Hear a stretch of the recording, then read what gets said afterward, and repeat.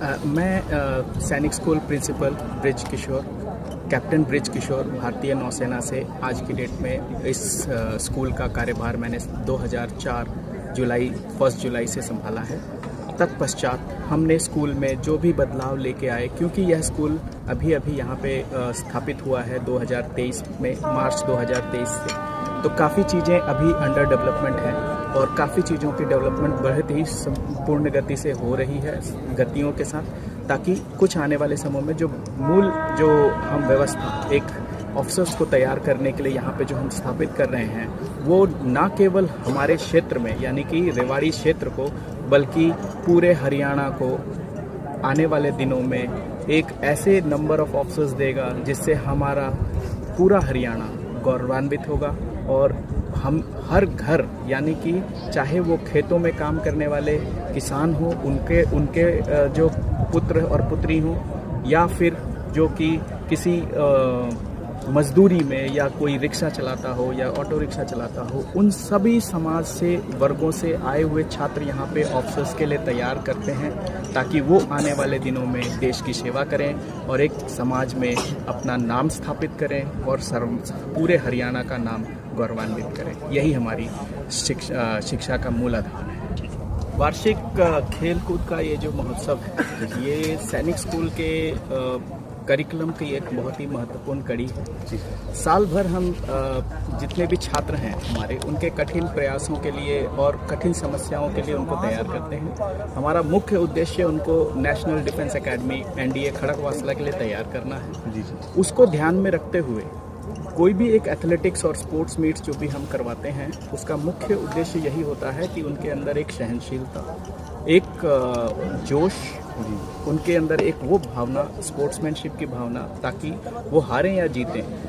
उसकी वो अपने ऊपर जवाबदेही लें। एक अपने इस सब जवाबदेही को लेते लेते अपने एक सेल्फ एस्टीम और एक सेल्फ रिस्पेक्ट को बिल्डअप करें और समाज के प्रति कल के लिए तैयार रहें। चाहे वो डिफेंस एकेडमी ज्वाइन करें या ना करें, लेकिन क्या वो सक्षम एक नागरिक बनकर समाज में हर परिस्थिति को और हर चैलेंज को ले सकें, उसके लिए यह एक माध्यम है जिसको हम एथलेटिक्स कहते हैं। यह आदमी को या किसी भी मनुष्य को, या खासकर हम जो अपने कैडेट्स को उतने स्ट्रेस लेवल पे ले जाते हैं, ताकि वो कभी भी उस स्ट्रेस को ध्यान में रखते हुए अपनी प्रतियोगिताओं में और ज़्यादा एफर्ट डाल के उससे बाहर निकलता है। तो उसके अंदर एक वो भावना आती है कि क्या कोई भी काम बड़ा या छोटा या ज़्यादा गंभीर नहीं है, उसको यदि हम सच्चे मन और सच्चे परिश्रम से करें तो उससे हम बाहर निकल सकते हैं। और यही एक समाज के प्रति हमारी दायित्व को निभाता है कि परिस्थितियाँ कितनी भी विपरीत क्यों ना हो, हम उससे लड़ सकते हैं। और इसी भावनाओं के साथ आज आपने देखा होगा कि टीम स्पिरिट में जो भी 800 की प्रतियोगिता, 400 मीटर की प्रतियोगिता, 100 मीटर की इवेंट कौन से थे? वही 100 मीटर की प्रतियोगिता हो, चाहे डिस्कस थ्रो हो, चाहे जेवलिन थ्रो हुआ आज के डेट में, फिर गर्ल्स का और बॉयज़ का, क्योंकि ये भागीदारी स्कूल में कोहेड हो गया है 2021 के बाद से। आपको पता होना चाहिए कि सैनिक स्कूल एक गर्ल्स एंड बॉयज़ टुगेदर दोनों को ही नेशनल डिफेंस एकेडमी के लिए तैयार करती है। उसी भावना के साथ स्पिरिट्स को भी तैयार करने के लिए आज की डेट में गर्ल्स एंड बॉयज़ की आपने इक्वल भागीदारी यहाँ देखी होगी। और हम आज के और आने वाली पीढ़ी के लिए सशक्त सेना के लिए, यानी कि भारतीय नौसेना, भारतीय थल सेना और वायुसेना के लिए, दोनों महिला के रूप में भी और बच्चों बॉयज़ के रूप में भी हम कैडेट्स को तैयार करते हैं और ऑफिसर्स को तैयार करते हैं खासकर। और इसीलिए यह जो सैनिक स्कूल रेवाड़ी है, ये खासकर ऑफिसर्स के कल के फ्यूचर रेडी ऑफिसर्स को तैयार करती है। उसी जज्बे के साथ आपने इस प्रतियोगिता को आज देखा। ज्ञान, यहाँ पे जब हम ज्ञान की बात करते हैं तो उनका जो एक ओवरऑल डेवलपमेंट होता है CBSE के करिकुलम के हिसाब से, तो करिकुलम को भी उसी तरह से तैयार किया जाता है कि उसमें भी वह किसी भी कठिनाई को अच्छे से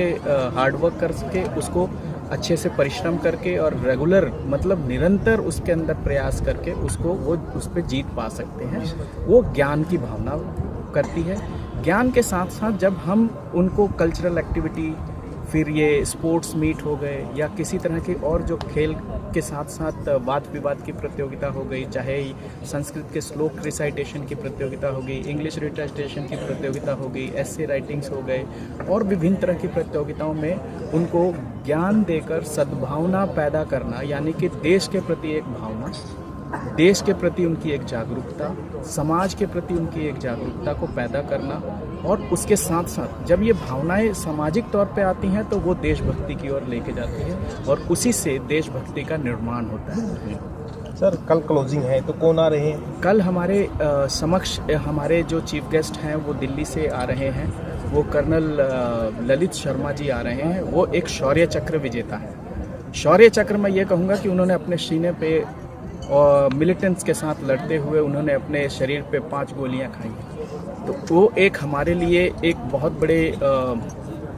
खासकर मेरे कैडेट्स के लिए एक मोटिवेटर होंगे, जिनसे हमें प्रेरणा मिलेगी और हमारे स्कूल को एक प्रेरणा मिलेगी कि किस तरह से फौजी